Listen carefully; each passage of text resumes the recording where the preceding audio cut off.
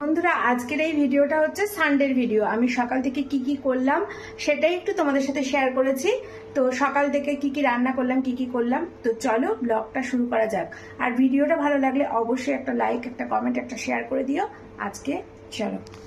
রবিবারটা কিন্তু সকালটা আমার একটু অন্যরকম ভাবে শুরু হয়। এই যে চাটা দেখতে পাচ্ছ, এটা কিন্তু আমি সকালবেলা কোনোদিনই করি না, নিজের জন্যও করি না, ছেলের জন্যও করি না। ছেলে তো চা খেতে অতটা পছন্দ করে না। তো সেদিনকে যেহেতু বৃষ্টি পড়ছিল আর সবাই বাড়িতে ছিল, ভাবলাম যে একটুখানি চা খাই, ভালো লাগছিল সেদিনকে।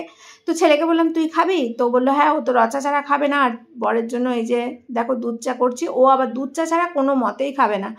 আর দেখো এদিকে মুসুর ডাল বসিয়ে দিয়েছি, বা কারণ বাজারে গেছে।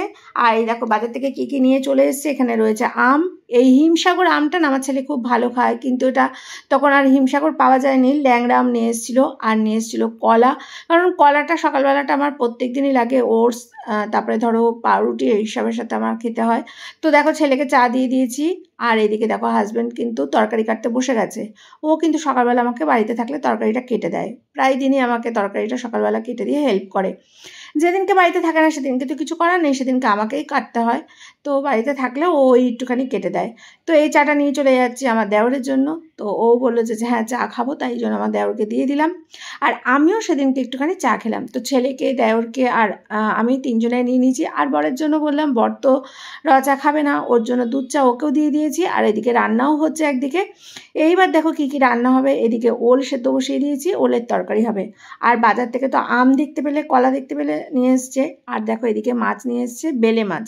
এগুলো তোমরা কে কে খাও জানি না, তো আমরা কিন্তু খাই, খুব ভালো লাগে। আর এদিকে দেখো ট্যাংরা মাছ। ট্যাংরা মাছগুলো খুব মানে গাটা কেরম পেছল পেছল থাকে, সেই কারণে আমি আটা নুন দিয়ে ভালো করে পরিষ্কার করি। দেখো কত সুন্দর করে পরিষ্কার হয়ে গেছে।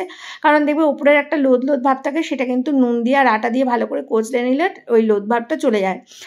তো কি বলতো, বেলে মাছটা আর ট্যাংরা মাছটা কিন্তু আজকে করিনি, তুলে রেখে দিয়েছিলাম। ইলিশ মাছ 2 পিস ভেজেছিলাম, ওরা বললো তেলটা দিয়ে খাবে বলে, তাই 2 পিস মাছ ভেজেছিলাম, তেলটা দিয়ে ওরা খেয়েছে। আর সাথে ছিল মুসুরির ডাল, কালো জিরে সোমবার দিয়ে করেছিলাম পাতলা করে। তোমাদের তো আগেও বলেছি যে ডালটা আমার রোজ থাকে। আর সঙ্গে ছিল পেঁয়াজ পোস্ত। পেঁয়াজ পোস্ত কার কার ভালো লাগে অবশ্যই কমেন্ট করে জানাবে, আমার কিন্তু দারুণ লাগে। আর ওই যে সকালে ওল সেদ্ধটা বসিয়েছিলাম, সেই ওল আলুর তরকারি লাস্টে। এইটা হচ্ছে লুক। দেখো এর মধ্যে একটা ভাত পড়ে গেছে, তোমরা কিন্তু কেউ কিছু মনে করো না।